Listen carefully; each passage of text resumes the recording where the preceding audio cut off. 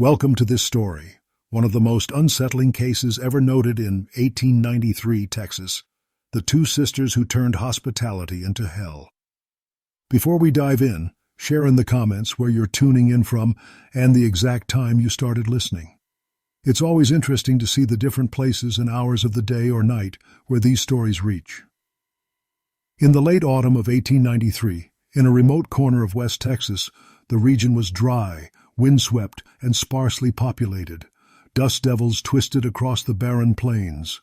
In that harsh land, at the fringe of settlement, stood the Blackthorn Inn, a modest two-story lodging house, wood-planked and weathered by sun and wind, with a wide porch and shuttered windows. Travelers arriving at dusk might have glimpsed the silhouette of two women on the veranda, standing as sentinels against the fading light. The inn was run by two sisters, Clara and Lillian Braithwaite, who inherited the property from an uncle who died under mysterious circumstances a few years earlier. According to county register entries, the Braithwaites purchased the land in 1889 and converted an existing stagecoach relay station into the inn. Local oral histories say the sisters were quiet, circumspect, and seldom ventured into town. Their personal records, ledgers, guest registers, bills, were kept locked behind a heavy door in the office, accessible only to Clara. Reports from neighboring ranches claimed that long before any trouble, people whispered the inn had a strange reputation. Travelers who stayed more than one night sometimes spoke of corridors that seemed to shift in the darkness. Servants complained of odd noises after midnight. But none of those accounts made the local newspapers. The sisters were discreet, and the inn's ledger seldom recorded more than one or two guests at a time. Yet by winter 1893, something began to fracture. A drifter named Toma, as Hargrove arrived in December and lodged for 3 nights. On his final morning, he vanished. The sisters reported he had left at dawn, but his bed showed signs of disturbance, and several personal items were gone. No trail led out of the property. County Constable E.J. McCall recorded the complaint, but his initial search of the premises found nothing suspicious. Still, it marked the first case. A man disappeared from the companionship of the Braithwaite sisters' care. Local talk intensified when a young livestock buyer, Samuel Perry, checked in one evening. He sent a note back to his family the next morning. "Weather turned. We'll ride out at first light." But his horse and saddle were still tied to the corral, untouched. Inside his room, the bed lay undisturbed, dinner half-eaten on a tray. The sisters claimed he must have left by a back door. Ranchers patrolling nearby found no tracks. It felt as though he'd vanished into the walls.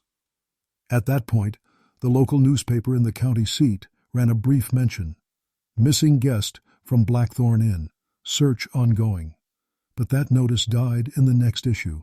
The sisters publicly cooperated, offering to show the guest ledgers. Those ledgers, however, showed only entries that aligned with the sisters' view, no mention of multi-night stays or repeat visitors. The discrepancy troubled constables and visitors alike. In early spring, a third person vanished. This time a traveling saleswoman named Eliza Reed. She left a journal behind, discovered by a maid who raised alarm. In her notes she recorded strange footsteps in the night and whispered voices in the walls. The maid claimed she saw shadows pressing against her door at 3 a.m. The sisters insisted they heard nothing and dismissed the maid's account. Amid these disappearances, some locals recalled the brutality of the servant girl annihilator murders in Austin only a decade earlier. That case had terrorized Texas towns in 1884 to 85, when women were attacked in their homes in the dead of night. Though the methodology was different, the memory lingered in Texas's darker pages. Wikipedia.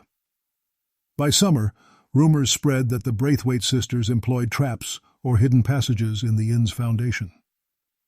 The next stage was for investigation to formally begin.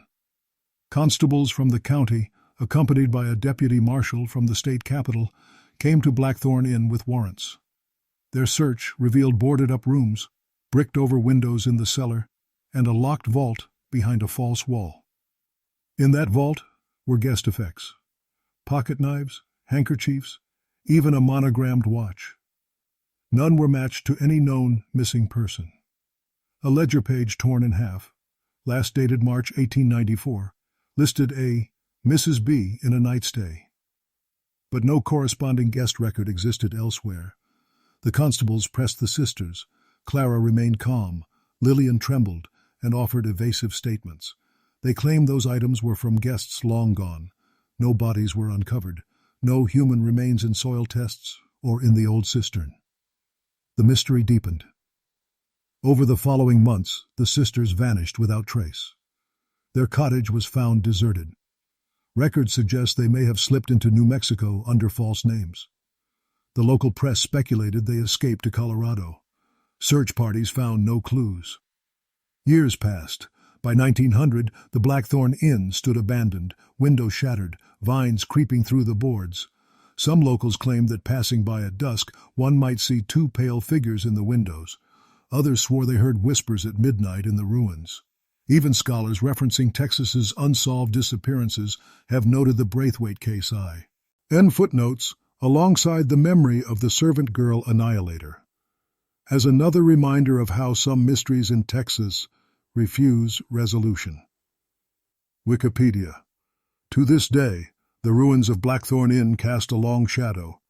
2 women, hospitality turned to horror, and no final answers in sight. The morning the investigators returned to the Blackthorn Inn, the air was sharp and cold, the wind driving grit across the veranda. Constable McCall rode up first, followed by Deputy Marshal Benton Cross, a tall man with a weathered hat and a calm, deliberate voice. They carried fresh warrants and a trunk of equipment for detailed search and cataloging, an early sign that the county intended to treat this not as rumor, but as a criminal inquiry. Inside, Clara Braithwaite greeted them with the same poise that had unsettled the townsfolk for months. She offered coffee, her sleeves immaculate, while Lillian lingered by the stairs, pale and twitching. The officers began a systematic inspection of every room, taking sketches, measuring walls. Each chamber smelled faintly of camphor and iron. In one locked cupboard, they found a collection of guest receipts and canceled promissory notes from travelers who, by all surviving accounts, had never made it home. The deputy recorded everything meticulously, noting that the handwriting on some receipts appeared in 2 distinct styles, one delicate and looping, another heavy and hurried. Lillian admitted she sometimes helped with the books, but her gaze dropped when asked about the missing men. Downstairs, a section of the cellar wall gave off a hollow sound. When they removed the boards, they discovered a narrow crawl space running beneath the inn's foundation, ending in a small, brick chamber. Inside were only scraps of fabric, a rusted lantern, and an unmarked crate. Within the crate lay fragments of china and several small metal tags engraved with initials. No human remains, no clear evidence of murder, but the implications were grim enough to seize both sisters for questioning. The townspeople gathered outside as the women were escorted to the sheriff's wagon. Some jeered, others stood in silence. They wore civility, like a veil, one ranch hand murmured to a reporter from the Pecos Weekly Ledger. The headline that evening read, "2 sisters detained in vanishing guest mystery." During interrogation, Clara remained composed. "We have sheltered many poor souls," she said. "If some met misfortune beyond our walls, that is God's doing, not ours." Lillian, by contrast, trembled and spoke in fragments. She mentioned the ledger that should never have been kept, and voices in the floor when the wind comes from the east. The statements were recorded, then dismissed as hysteria. For weeks, the investigation stagnated. No bodies, no witnesses, only speculation. When the authorities sought expert assistance, they turned to Dr. Elias Roth, a criminologist recently studying the unsolved servant girl annihilator murders in Austin. His arrival brought a rare note of formality to the inquiry. In his preliminary report, Roth compared the pattern of disappearances, transient victims, nocturnal timing, confined scenes. He concluded that while the Austin killer had been a singular maniac, the Blackthorn event suggested a partnership sustained by delusion or profit, or both. That report circulated quietly among law officers, but was never published. Still, its existence preserved the case within Texas' darker academic margins. By midsummer, public interest waned, and without clear proof, the sisters were released on bond. The townsfolk's fear, however, never eased. When autumn returned, travelers again began avoiding that stretch of road. The inn's shutters banged loose in the wind, and inside, dust began to reclaim every polished surface. Only the guest book remained untouched on the counter, a single entry written in Clara's hand. All debts settled, all rooms closed. The release of the Braithwaite sisters did not bring peace to the county. It only deepened the unease. The townsfolk avoided eye contact when they passed the inn on their way to the rail spur. Mothers told children not to look too long at the windows, lest the sisters see you looking back. Even the mail coach began taking a longer route, avoiding the crossroads near Blackthorn altogether. Clara and Lillian returned to their property with the quiet determination of people accustomed to gossip. They reopened the dining hall, served travelers again, and even posted a hand-painted sign offering warm meals for 10 cents. But those who ventured in later swore the place felt hollow, like something unseen had hollowed out its spirit. The smell of polish lingered, yet no laughter, no conversation seemed to stick to the air. By the end of 1894, only a handful of travelers dared to stay overnight. One, a schoolteacher named Martin Wren, wrote in a letter to his brother, "The women are courteous but grave. There is a room they keep locked at all times. I asked after it, and Miss Clara said, 'That is where the past sleeps. It mustn't be disturbed.'" Wren's letter was later found in his effects at a hotel 2 counties away. He had left the inn at first light and never looked back. Through that winter, locals began reporting faint lamplight in the upstairs windows long after midnight, though the sisters swore they retired early.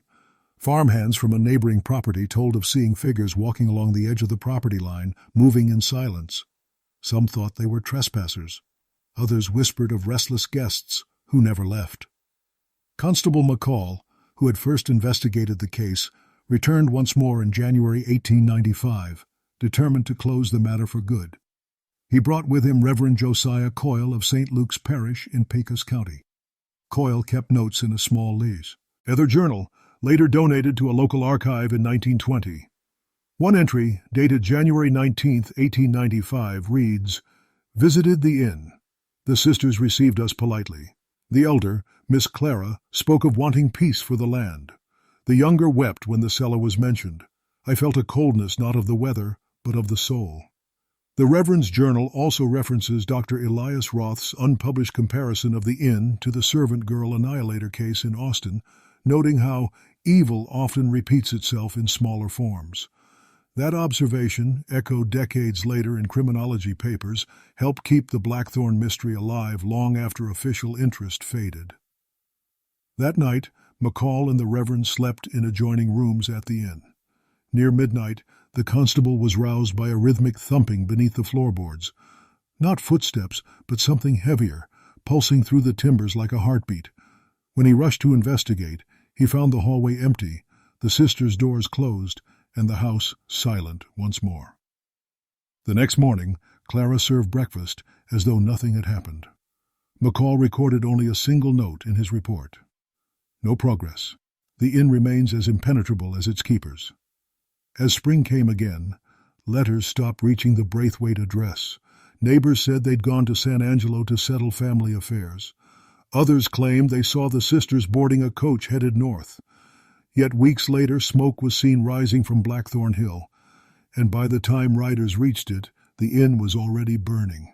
When the riders arrived, the Blackthorn Inn was little more than a skeleton of its former self. Flames had consumed the roof and most of the second floor. The front porch sagged inward, and the signboard bearing its name lay charred in the dirt. Only the stone cellar remained intact, its iron door scorched but still sealed shut. Constable McCall arrived an hour later, along with several townsmen and Reverend Coyle. They stood in silence as the smoke twisted into the dawn sky. The sisters were nowhere to be found. No bodies, no witnesses, no footprints leading away.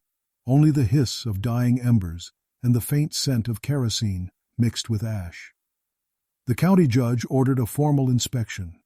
Over the next 2 days, a small crew combed through the ruins. Inside the cellar, they discovered what appeared to be a carefully arranged collection of belongings: folded garments, labeled trunks, and a chest containing dozens of personal effects. Rings, letters, pocketbooks, all charred but recognizable. Among them lay a set of house keys belonging to Samuel Perry, the livestock buyer who'd vanished a year earlier. What unsettled the investigators most was a series of sketches found inside a tin box near the furnace. The drawings depicted floor plans, rooms, trapdoors, even a concealed corridor running beneath the parlor. Some pages bore faint initials, LB and CB. At the corner of one sheet, a single sentence had been written in a trembling hand. Some guests come seeking rest. Others seek forgetting. Both are buried the same. The findings reignited interest across the county. Newspapers from El Paso to San Antonio published serialized accounts of the Blackthorn tragedy, comparing it again to the servant girl annihilator killings of the previous decade. Some editorials even speculated that the sisters were descendants or imitators of that earlier predator. The parallels, starry, vanished victims, and the eerie composure of the accused, fed the public imagination. Yet no official charge was ever filed. With no bodies and the sisters untraceable, the sheriff's office could only mark the case suspended pending discovery. The remaining property was seized by the county, then auctioned to a rancher who tore down what was left of the inn and used the stone for cattle pens. Still, those who bought the land claimed it was cursed with silence. Horses balked at crossing it. Men reported hearing faint voices when they camped nearby. In 1901, a set of letters surfaced in Fort Stockton. They were written by a woman signing herself as L. Bennett, believed by some to be Lillian Braithwaite under a new name. In one letter to a friend, she wrote, "Clara says the past is dust now, but sometimes at night I hear the clatter of dishes and the murmur of travelers. It's as though they still expect supper." The handwriting was faint, uneven, likely written in illness. No later correspondence was ever found. Historians who later reviewed these fragments noted how every trace of the sisters seemed to dissolve within a decade, as if history itself conspired to erase them. Still, the occasional discovery, an artifact, a rumor, a family story, kept the legend alive. Reverend Coyle, in his last sermon before leaving the parish, told his congregation, "There are houses that do not forgive, and women who bear the sins of a place until it consumes them." His words were printed in the Pecos Weekly Ledger on March 3, 1902, almost 9 years to the day since the first disappearance. By the turn of the century, the Blackthorn Inn had passed from memory for most of Texas. The frontier was fading, and the railroad brought new towns, new fortunes, and new crimes. Yet among lawmen and archivists, the Braithwaite case still surfaced in quiet conversation, an unsolved thread that refused to be forgotten. In 1909, a university researcher named Professor Henry Mallory from Austin began compiling a study on Texas disappearances of the late 19th century. His notes, preserved in the state archives, reveal that he was fascinated by how the Blackthorn events mirrored those of the servant girl annihilator killings in Austin 25 years earlier. Mallory theorized that both stemmed from a psychological contagion, the replication of terror through rumor, where memory breeds imitation. He traveled to Pecos County to interview surviving witnesses. Among them was the aging Constable McCall, now retired and half-blind. McCall described the sisters as women who had lost their way between guilt and faith. He confessed that even after years of service, he never understood what drove them. There was no greed in their eyes, he told Mallory, just a stillness, like they were waiting for something that never came. Mallory also interviewed a former maid from the inn, Maria Ortega, who had fled months before the first disappearance. In her affidavit, she recalled overhearing Clara whisper to Lillian late one night, saying, "They never rest easy, not under these floors." Ortega swore she heard the same line repeated in her dreams for years afterward. Those interviews formed the heart of Mallory's unpublished monograph, Echoes Beneath the Floorboards. The manuscript was never printed, but a carbon copy was later cited by historian Judith Lane in her 1938 paper on Texas folklore. Lane's research traced the continuing tales told by ranchers and drifters, Stories of women wandering near the ruins, calling out names no one recognized. In 1912, a pair of surveyors working for the Santa Fe Railroad documented finding an anomalous foundation near the Blackthorn site. Stones laid in a circular pattern as though framing a well. Inside, they found shards of pottery and fragments of bone. The county coroner later determined the bones to be animal, though one physician, Dr. Amos Reeves, argued that a fragment of jawbone appeared distinctly human. The report was filed away and forgotten, much like the case itself. Still, each generation seemed to rediscover the sisters' legend. When drought struck in 1917, farmers camped near the ruins told of hearing the sound of water dripping beneath the soil despite the dryness. One man, Silas Ford, claimed he saw lamplight flickering under the ground where no lamp could burn. His statement was dismissed as delirium from heat exposure. By the end of that decade, all physical traces of the inn had vanished. Grass reclaimed the hill, and cattle grazed where once travelers sought rest. Yet for those who listened closely, the land still whispered. Locals said on windless nights the smell of kerosene returned faintly, drifting from nowhere. Professor Mallory never published another work. He withdrew from public life in 1915 and was last seen visiting the ruins, his journal tucked under one arm. His colleagues later found his field bag near the old stage road, empty but for a note written in his hand, "Hospitality endures. Only the hosts change." By 1923, the story of the Braithwaite sisters had become less a crime and more a cautionary ghost tale told in boarding schools and around ranch fires. Yet history has a way of resurfacing, especially when the past leaves behind paper trails. That year, a young historian named Evelyn Kerr at the University of Texas stumbled upon Professor Mallory's missing research trunk while cataloging the estate of a deceased colleague. Inside were bundles of notes, faded photographs, and a partial typescript labeled Blackthorn Case, Field Observations. Kerr's discovery reignited interest. She was meticulous, professional, and skeptical of folklore. In her first journal entry, dated May 14, 1923, she wrote, "If the servant girl annihilator case could inspire a century of study, why not this one? Both reveal not the deeds of monsters, but the silence of communities unwilling to see what was before them." It was her first recorded acknowledgement of the earlier Austin killings, tying the servant girl annihilator to the Braithwaite disappearances through cultural memory rather than crime. Her research brought her to Pecos County that autumn. Locals received her politely, but their eyes darkened when she mentioned the sisters. "Some stories," an old blacksmith warned her, "ain't meant to be opened again. They stay buried for a reason." Still, Kerr persisted. She compared land deeds, examined burned ledgers in the county archive, and even interviewed the descendants of Maria Ortega, the maid who'd fled the inn before the fire. One of Ortega's granddaughters produced an heirloom, a brass key said to have come from the Blackthorn cellar. The teeth of the key were blackened, as if scorched by heat. Kerr's field diary recorded strange occurrences during her stay. One entry reads, "Heard knocking in the night, steady, deliberate, like hammering beneath the floor. Lodging has no cellar. Awoke at dawn to find my oil lamp lit, though I had doused it." She noted the experience without sensationalism, calling it a trick of nerves, nothing more. Yet 3 nights later she recorded again. "Dreamt of 2 women at a stairwell. The younger whispered ledger closed and placed a finger to her lips." Evelyn's academic paper, Echoes of Hospitality, Gendered Violence on the Texas Frontier, was never published in full. The university withdrew support after her notes grew increasingly erratic. In one later draft, she wrote of finding faint carvings on the stones that had once been the inn's foundation, initials LB and CB, entwined in a loop, nearly worn away by weather. She also mentioned an odor of smoke that appeared whenever she touched the key.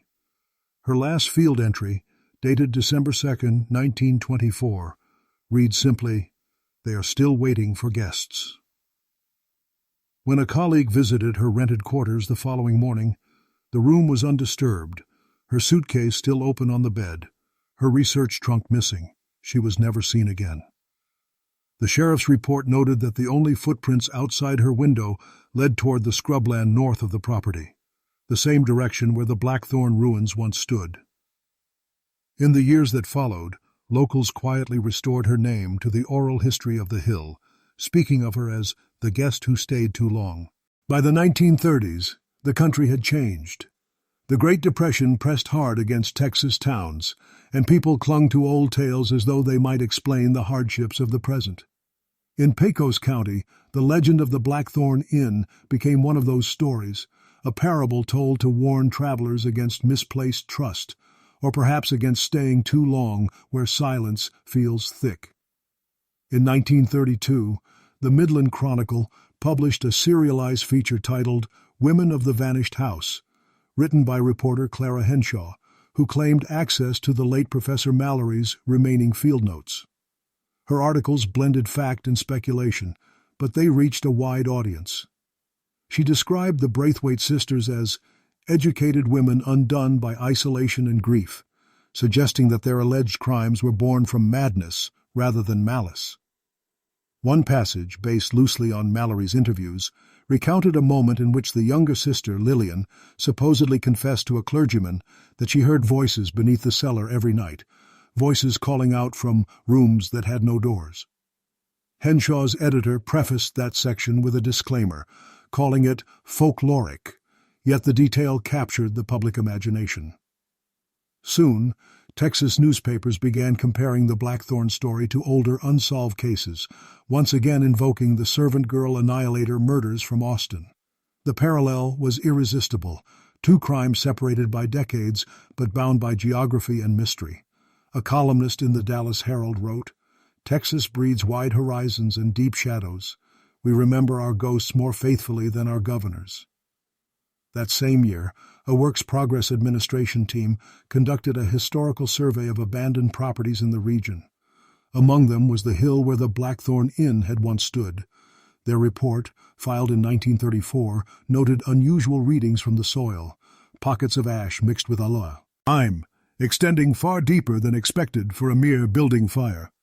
When one worker unearthed a fragment of scorched metal shaped like a Keyes bow, the team recorded it and moved on, unaware of its significance.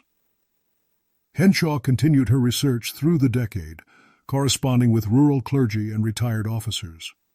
In a 1936 interview, she quoted an elderly rancher named Owen Dillard, who recalled his father's stories.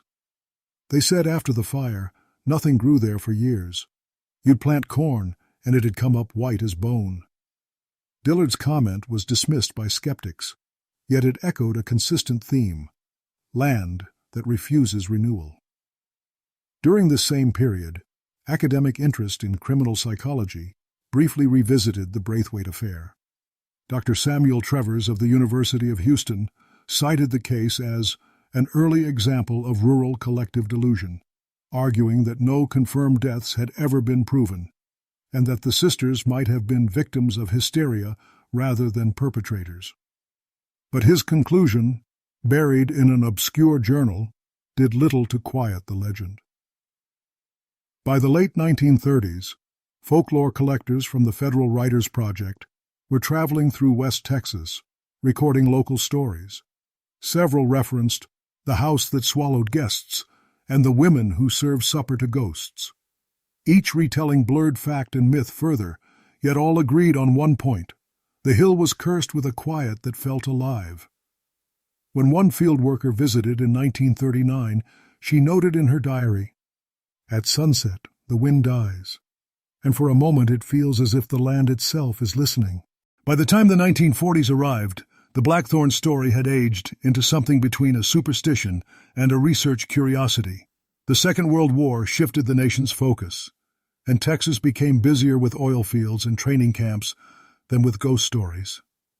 But history has its way of resurfacing in strange hours, and one cold March morning in 1942, the past rose again, literally, from the earth.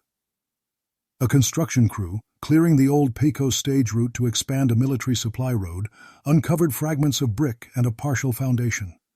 Among the debris lay a rusted lockbox, its hinges fused but still intact. When it was pried open, The men found inside a set of papers, brittle and water-stained. The documents included pages from what appeared to be the Braithwaite guest ledger, half burned, the ink blurred, yet several names still legible. One of those names matched a traveler reported missing in 1893, Thomas Hargrove, the first man who had vanished. The discovery caused brief excitement in the local press. The San Angelo Standard-Times ran a headline that read, "Ghost Ledger Unearthed on Blackthorn Hill." Reporters rushed to link the finding with the old servant girl Annihilator murders, reminding readers that Texas's darker past was never far below the surface. Local historians, including one Reverend's descendant, confirmed that the ledger matched the handwriting of Clara Braithwaite. Yet no new evidence emerged. No human remains, no sign of what became of the sisters. Still, the find prompted a short-lived reinvestigation. County archivist Doris Hammond, who oversaw the cataloging of the papers, described an uncanny sensation while handling them. The ink seemed to shift when held to light. Names that weren't visible before began to appear faintly, as if written in dust. She later admitted it might have been her imagination, but the comments spread quickly. Sioux and townsfolk claimed the papers were cursed, and Hammond stored them in a locked cabinet where they remained until her death in 1951. Meanwhile, oral legends continued to evolve. Some locals claimed the Braithwaite sisters had survived the fire and fled to Mexico, opening another boarding house under false names. Others insisted that their bones still lay beneath the hill, guarding their secrets. A single newspaper column even speculated that the sisters might have been victims themselves, duped into sheltering fugitives or deserters who used their inn for darker purposes. By late 1943, the county placed a small historical marker near the site. It bore no names, only a single inscription, Blackthorn Hill, site of the Lost Inn, 1889 to 1894. Many arrived, few recorded. When the dedication ceremony took place, a quiet dust storm swept across the plain. Witnesses later said that as the preacher bowed to pray, two dark figures appeared on the ridge behind him, standing motionless until the wind subsided. Some thought they were visitors from town. Others, seeing the shimmer of light around them, refused to speak of it at all.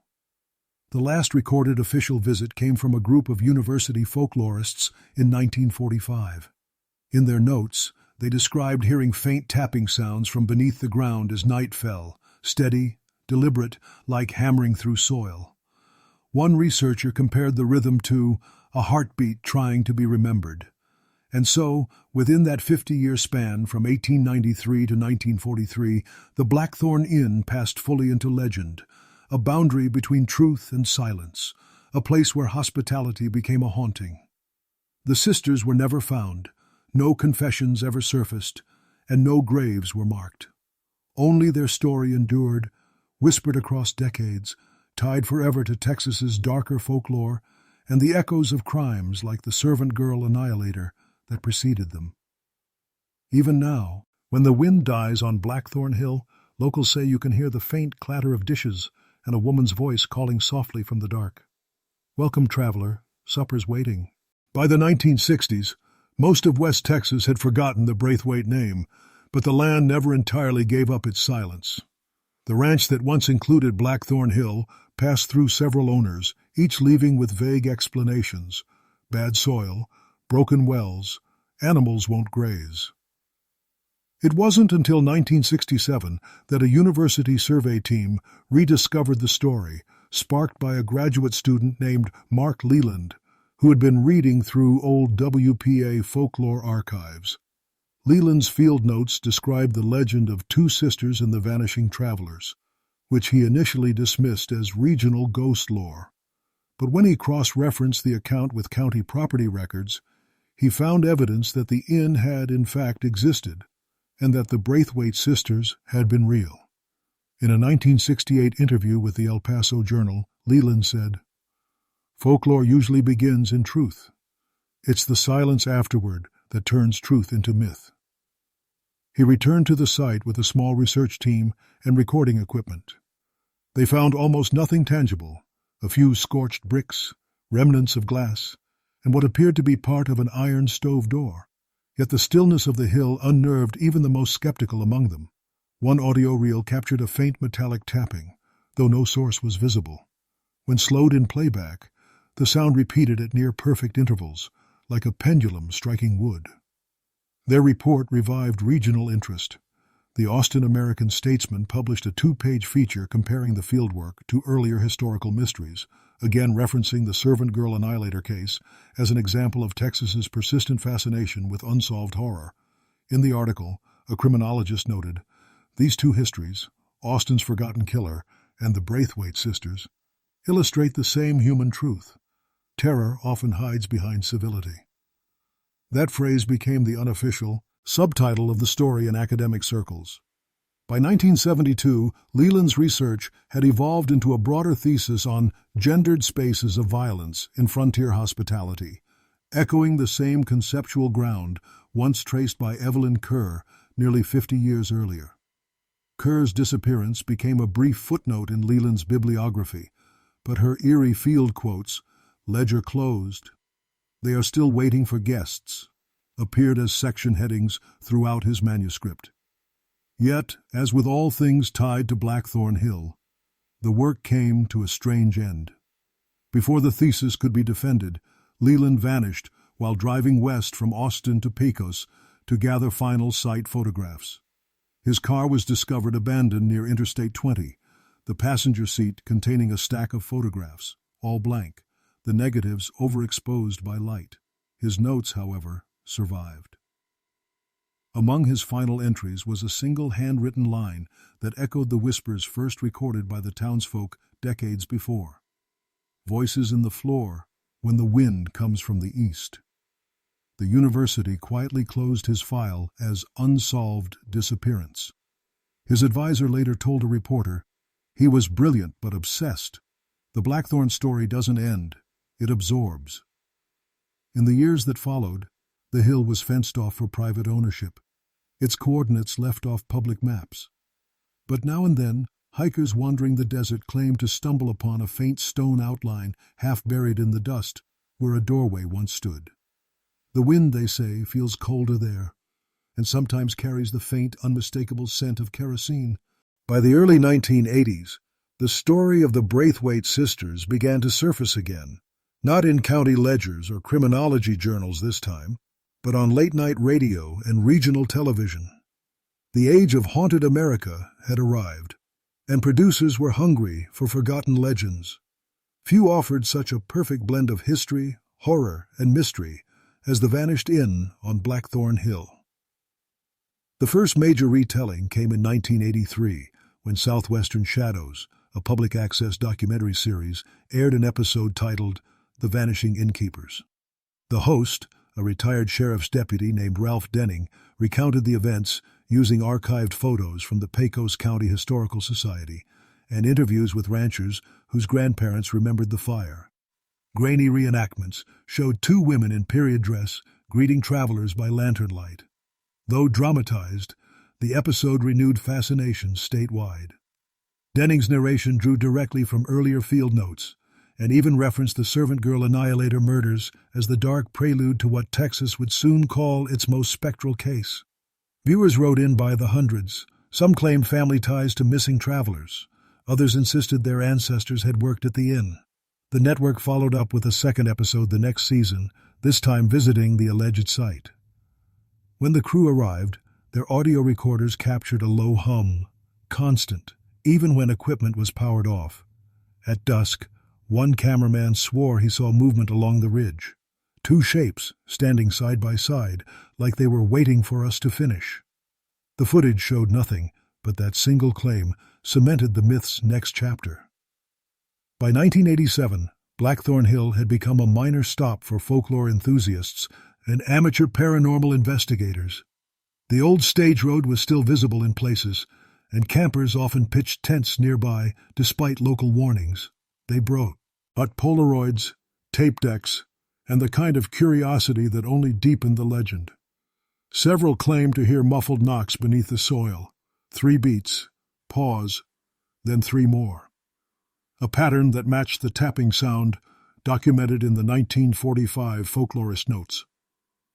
A few even attempted seances, placing candles in a circle of stones believed to be the inn's foundation. Witnesses said the flames burned blue, then extinguished without wind.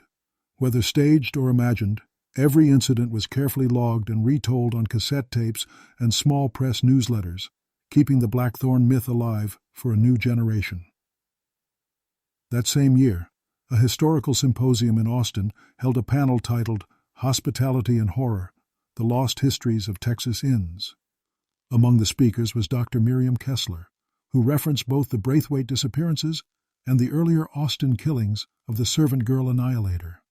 She argued that these narratives shared a moral geography, where civility becomes a disguise for violence and refuge turns to peril. Her paper circulated among academics, but soon found a wider audience when paranormal magazines quoted her line out of context. Refuge turns to peril. It became the tag used on posters, podcasts, and VHS covers for years to come.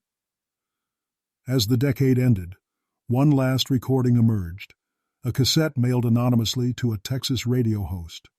On it, a woman's voice could be heard faintly over static, repeating a line that listeners recognized instantly. Ledger closed. All rooms full. Sound engineers dismissed it as a hoax, yet those who believed claimed the accent matched the region's 19th century dialect perfectly. By the 1990s, the legend of the Braithwaite sisters had crossed from folklore into something resembling commercial heritage. Texas was in the grip of a tourism boom, and small towns sought ways to attract visitors. Pecos County officials, wary but pragmatic, eventually conceded that the lost inn of Blackthorn Hill could serve as a regional curiosity, provided no one used the word haunted in official brochures. In 1992, the County Historical Society erected a second marker near the original site, this time including a short inscription: Clara and Lillian Braithwaite, proprietors of the Blackthorn Inn, 1889 to 1894. Their story remains one of Texas's enduring mysteries. The plaque's unveiling drew more than 100 visitors, including descendants of local ranch families and a film crew from Houston working on a low-budget documentary titled Hospitality and Hellfire. The documentary's tone was sensational, filled with smoky recreations and whispered narrations.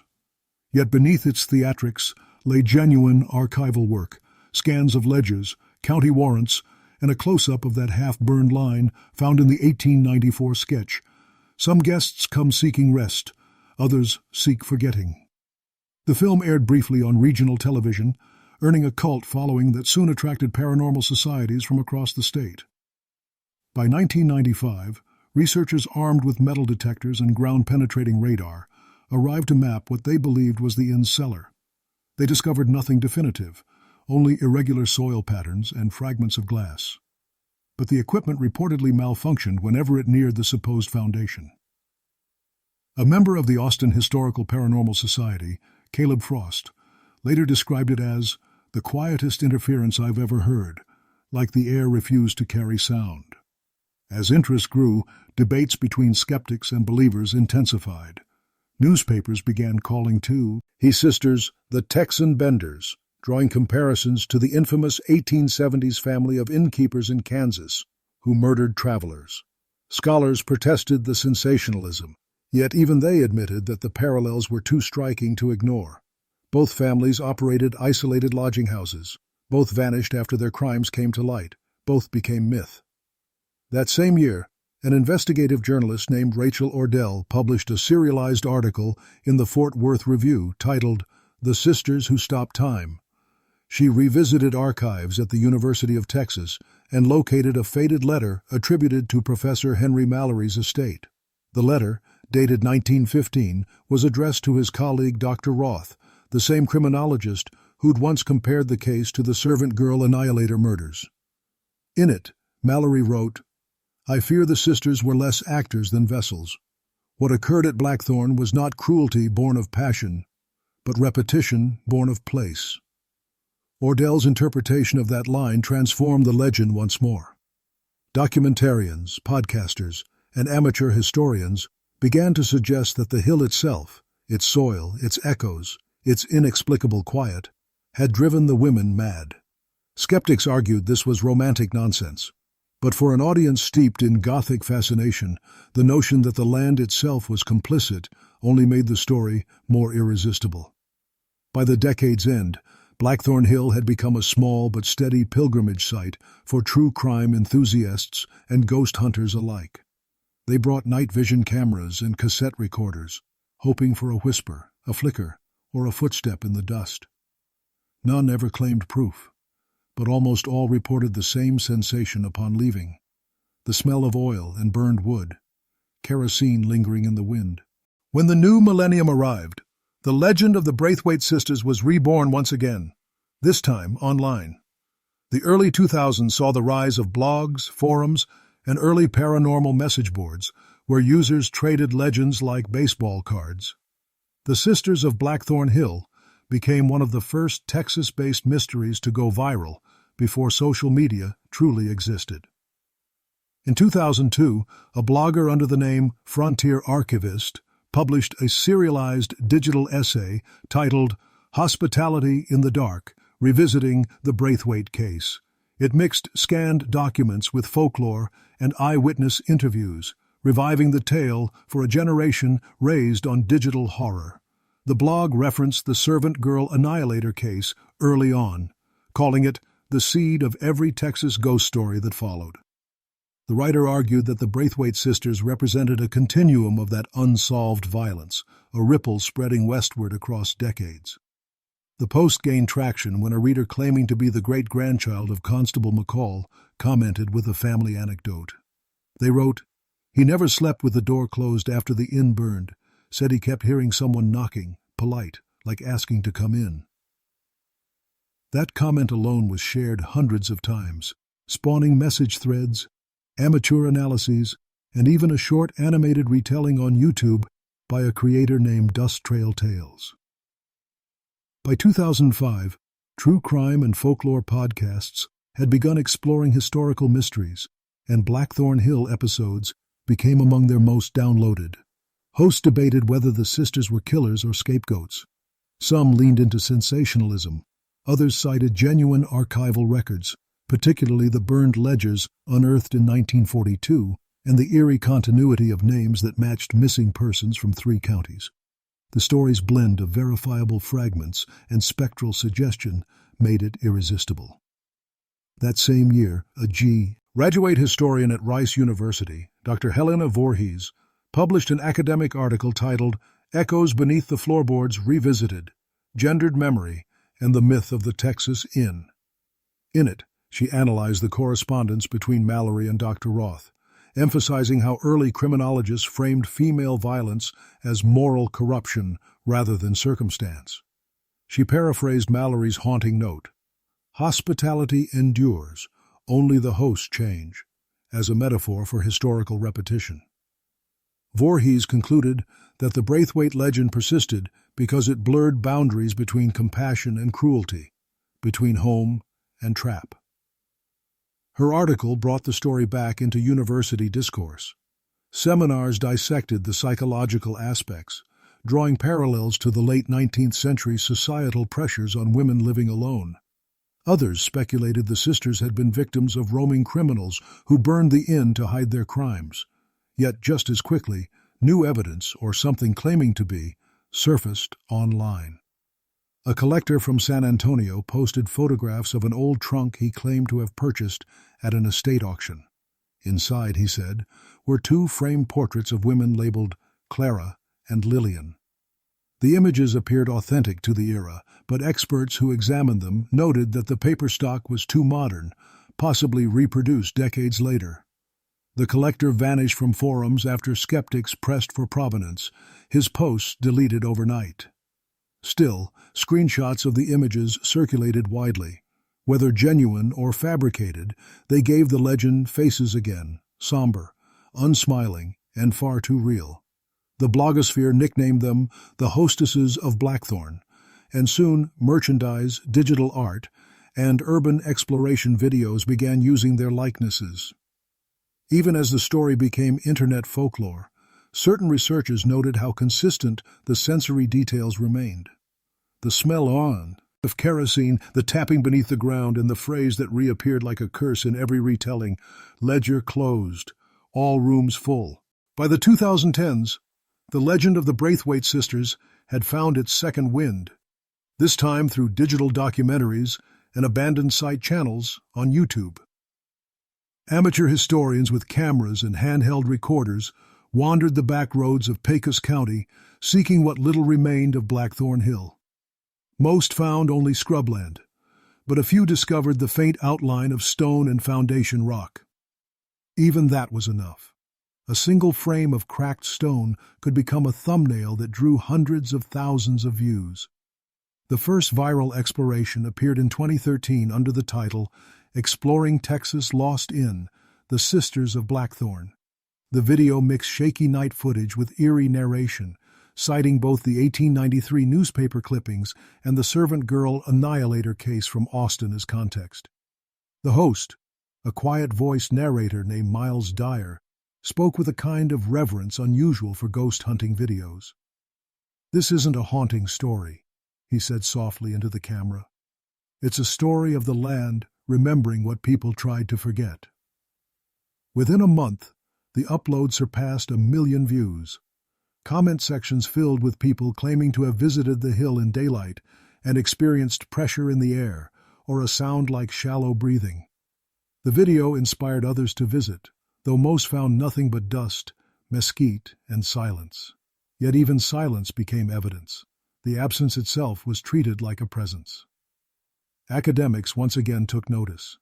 In 2015, the Journal of Southwestern Folklore ran an article by Dr. Voorhees and a colleague analyzing why stories like Blackthorn endured. They referenced the servant girl murders as a historical anchor, the real violence that seeded the imaginative soil of the frontier. The paper argued that tales like the Braithwaite case allowed modern audiences to process fear of the unknown through distance and time. Each retelling, they wrote, is an act of preservation disguised as entertainment. In remembering the sisters, we measure our own comfort with horror. That same year, a Texas television crew attempted to produce a feature-length documentary, Ledger Closed, the real story of the Blackthorn sisters. The filmmakers interviewed descendants of early witnesses and examined county archives, uncovering a few overlooked details: a 1901 property deed bearing Clara Braithwaite's signature and a bank transfer to a name matching Lillian's initials in Arizona. These findings reignited speculation that the sisters had indeed survived the fire and escaped justice. But halfway through filming, their equipment failed repeatedly at the site. Sound engineers reported corrupted files filled with rhythmic tapping: 3 knocks, a pause, 3 more. The same pattern documented since the 1890s. The director dismissed it as coincidence, yet he later admitted in an interview that the raw audio made him physically ill to replay. When the film finally aired in 2016, its closing shot showed the barren hill under moonlight. As the credits rolled, faint whispering could be heard. Whether staged or accidental, no one could say. Viewers flooded online forums debating whether the whisper formed words. A popular consensus emerged: "Welcome, traveler." By the close of the decade, Blackthorn Hill was no longer merely a story told by historians. It was a digital haunting. The past had adapted once more, this time speaking through pixels and screens, drawing curious minds into its silence, just as the sisters once drew travelers to their door. By the early 2020s, the Blackthorn Hill legend had matured into something far more than a ghost story. It had become a case study, a nexus between digital folklore, historical trauma, and the persistence of regional memory. Universities in Texas, New Mexico, and even the UK began citing the tale in research papers about reconstructed mythologies of violence. The Braithwaite sisters, once accused murderers, were now the subjects of conferences, think pieces, and, ironically, tourism campaigns designed to preserve haunted heritage. In 2021, an independent research collective called the Blackthorn Project received a modest humanities grant to revisit the site using ground-based LiDAR mapping. Their intent was scientific: to locate architectural remains or lost artifacts, not ghosts. Over several weeks, drones scanned the terrain where the inn once stood. The results, published later that year, showed a faint rectangular imprint roughly matching the dimensions recorded in the 1894 Constable Report. But there was something stranger. Beneath the main outline lay a smaller structure at an angle, older, as if the Braithwaites had built their inn atop an earlier foundation. The discovery reignited speculation. Was the land cursed long before the sisters arrived, or had they simply inherited someone else's ruin? Some historians noted the region's 1870s records mentioned a relay post briefly owned by an English immigrant named Edmund Blackthorne, likely the inn's namesake, whose death was listed as unverified disappearance. The researchers' findings prompted a short but heated debate online. Skeptics accused the team of romanticizing archaeology. Believers claimed it proved the site was a vessel for recurring tragedy. The project leader, Dr. Lena Harriman, appeared on a history podcast to clarify. "We didn't find ghosts. We found layers. And sometimes, layers tell darker stories than spirits ever could." Her remark became the episode's headline quote and a minor viral soundbite on social media. Soon, clips of the LiDAR scans circulated alongside archival photographs of the supposed sisters. Within months, tourism around Pecos County spiked again. People came not with seance candles now, but with smartphones and digital recorders, walking the perimeter at twilight. They described the same things heard a century earlier: tapping, whispers, the faint smell of oil. That same year, a documentary streaming platform commissioned a modern retelling, The Blackthorne Sisters, Texas's Forgotten Shadows. It combined dramatized scenes with real academic commentary, emphasizing that the legend's endurance lay not in proof but in persistence. One historian noted how Texas seemed to collect its ghosts like unpaid debts. Another mentioned, almost in passing, how the servant girl annihilator case of 1884-85 remained the psychological root of the state's fascination with unsolved horror, a grim reminder that violence and memory often share the same soil. When the series premiered in 2022, viewership surpassed expectations. Audiences were captivated not by the supernatural, but by the unresolved humanity at its center. Online discussions followed, some calling the Braithwaite sisters victims of a misogynistic justice system, others labeling them Texas' most cunning killers. But no consensus emerged, and that ambiguity only made the story stronger. By 2024, Blackthorne Hill was fenced off once again, purchased by a private trust citing land rehabilitation. Locals said the fence appeared overnight. No one claimed ownership, and those who drove past at dusk reported lights, faint, golden, moving slowly through the brush, as if lanterns were still being carried to welcome travelers who never arrived. By 2025, the Blackthorne Hill legend had become part of Texas itself, woven into roadside storytelling, college lectures, and the quiet unease of locals who'd grown used to its presence but never dared dismiss it. The site remained closed to the public under the Land Rehabilitation Project, though no one ever saw workers come or go. The only sign of human activity was a single motion sensor light that flickered on at odd hours, even when there was no wind or movement to trigger it. The nearby town of Santa Laura, 10 miles south, learned to live with the legend. Cafes sold coffee blends named Sister's Roast and Ledger's End. The small museum on Main Street displayed replicas of the 1893 guest book under glass, with a printed note, "Recovered names unverified. History may lie, but it rarely forgets." Tour guides told the story cautiously, half history, half omen. "We don't call them ghosts," one said to a reporter from Texas Tribune. "We call them reminders." In that same year, graduate student Maribel Crane from Baylor University began compiling a digital archive of all available material on the Braithwaite case. Her research, Layers of Silence, the Braithwaite Mythos, and Post-Frontier Memory, traced the evolution of the story through newspapers, police records, radio transcripts, and blog posts. What struck her most was how consistent the sensory elements remained across 130 years. The smell of kerosene, the rhythmic knocking, the quiet at dusk. Crane's thesis proposed a psychological theory that the legend's endurance came not from evidence of haunting, but from geographic memory, the human tendency to assign emotion to place. When tragedy is buried, she wrote, the land remembers what people refuse to say aloud. Her research earned national attention, even drawing a brief feature on NPR, where she mentioned, almost gently, that she still hoped to visit the Sire one day. But when she finally arranged a permit through the county archives in late summer, the coordinates she was given led her to a locked gate. No signage, no entry path. Beyond it, the brush swayed under a still sky. Crane waited for over an hour, then placed her hand on the metal fence. Later, in her research notes, she wrote, "Felt vibration, steady, faint, like a heartbeat." She never mentioned it again, but those who read her draft said that line chilled them more than any ghost story could. Around that time, locals began reporting subtle changes on the hill. Small lights appearing near the foundation site, the faint smell of oil drifting into town at night, and once, a passing trucker who swore he saw two figures crossing the dirt road, lanterns in hand, disappearing before his headlights reached them. He described them as plain, proper ladies in long dresses, walking like they were late for supper.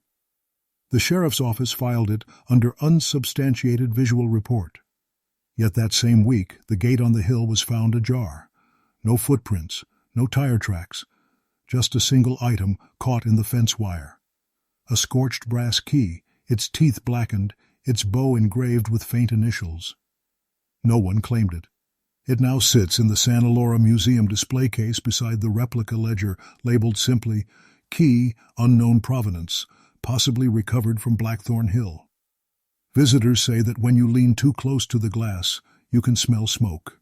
After the key's discovery, curiosity in Santa Laura reached a fever pitch. Reporters and podcasters descended on the quiet town, hoping to catch the next twist in the century-old mystery. Yet amid all the attention, one person kept her distance.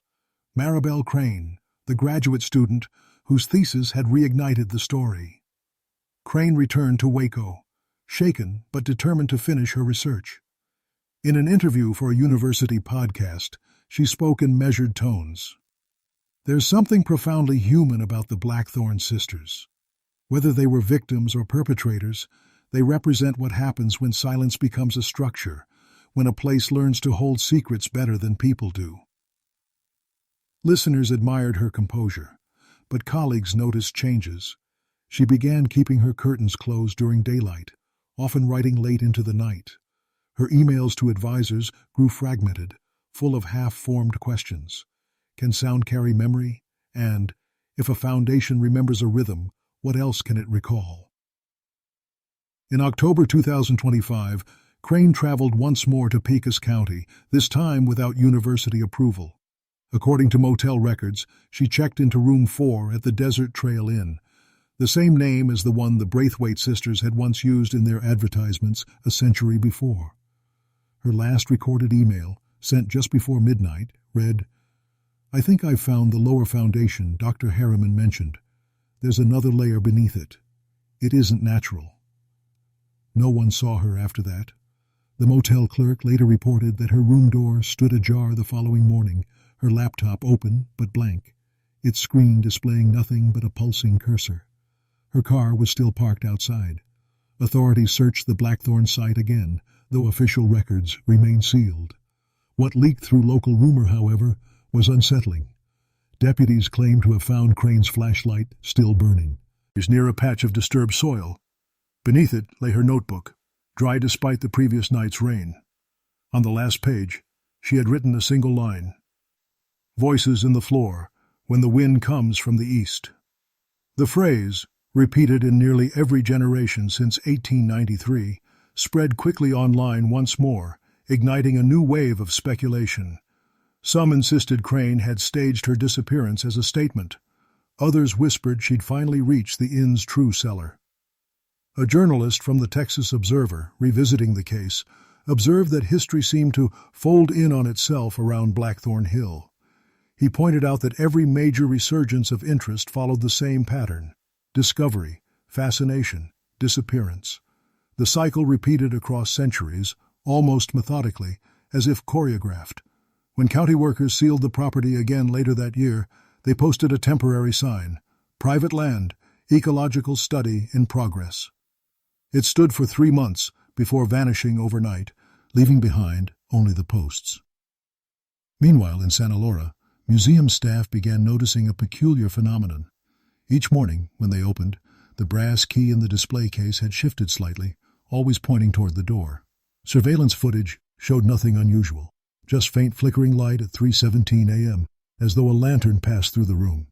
One curator, half in jest, left a small paper tag beside it with the words, "Check-in time." Visitors still lean in close to read it, their reflections glimmering in the glass. Some swear that in the moment their breath fogs the display, they catch a whisper, soft, steady, and polite. "Welcome, traveler." By late 2026, the story had taken on a life of its own, far beyond Texas. What had once been a forgotten local case had now become a global folklore phenomenon.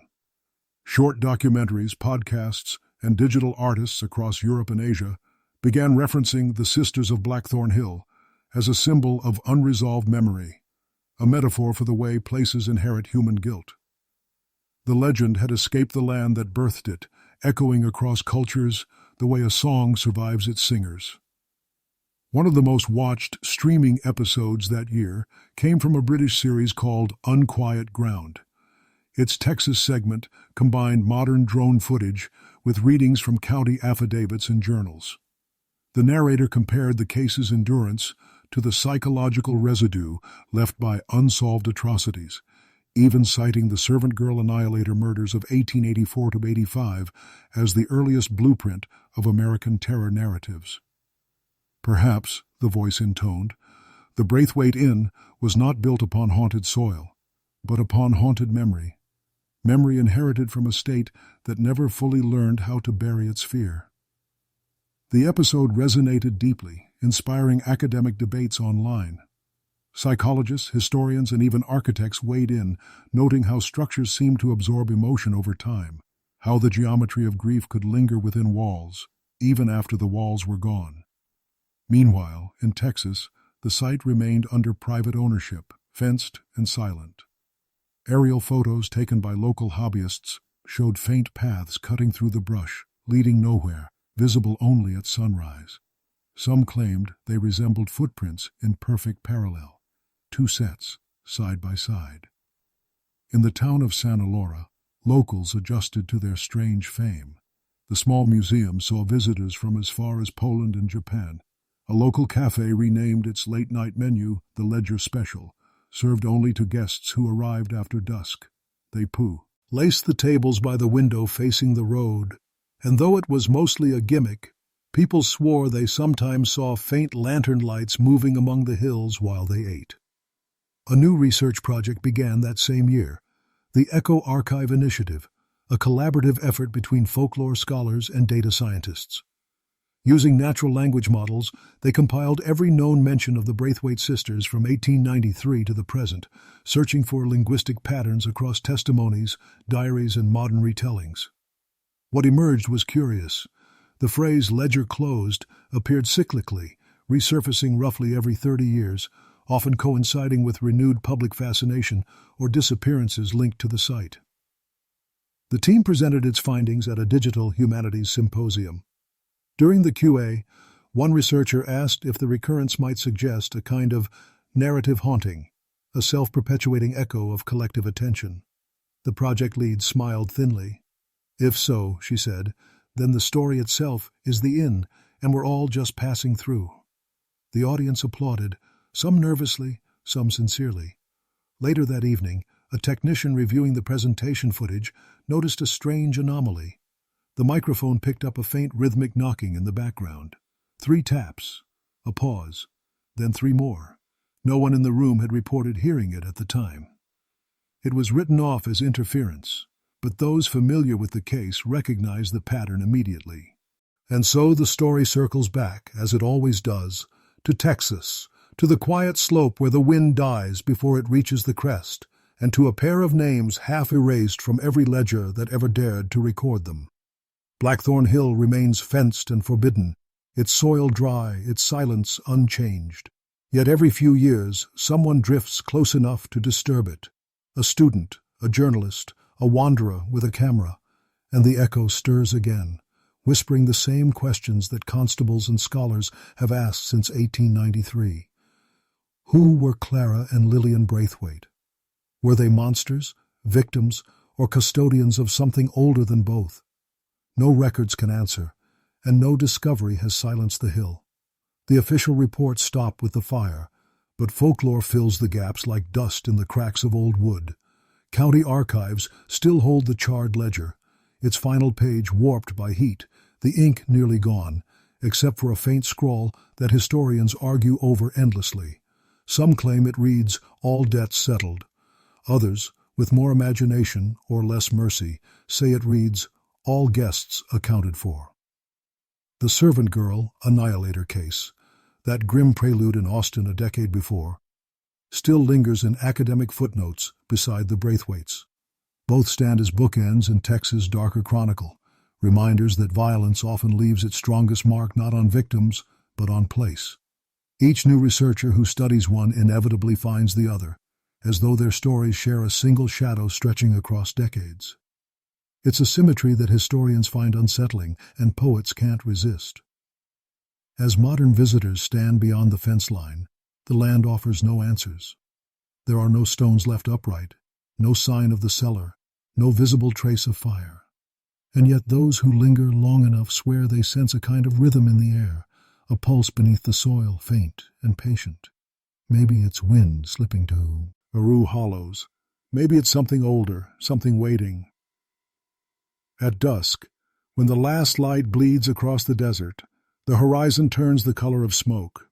The world grows utterly still, and for a moment the past feels near enough to touch. Locals say that if you speak aloud the sisters' names at that hour, you'll hear the polite scrape of a chair behind you, the rustle of fabric, and a woman's voice, clear, calm, weary with time, asking a single question. "Are you staying the night?" No one ever answers. The wise ones turn back toward the road, leaving footprints that the wind quickly erases. Those who linger say the ground hums softly underfoot, like a heartbeat fading into memory. And so the legend endures, not as proof, but as presence. The Blackthorn Inn is gone, its walls scattered, its owners vanished. Yet somewhere in the layered quiet of Texas soil, their story keeps its promise. Hospitality that never ends, rooms that are never truly empty, and a ledger that never quite closes. If you ever pass that stretch of road outside Santa Laura, listen closely when the air stands still. You might catch the faintest scent of kerosene. And if the wind comes from the east, you may hear a knock beneath your feet. 3 times, a pause, then 3 again. After all, some guests still haven't checked out.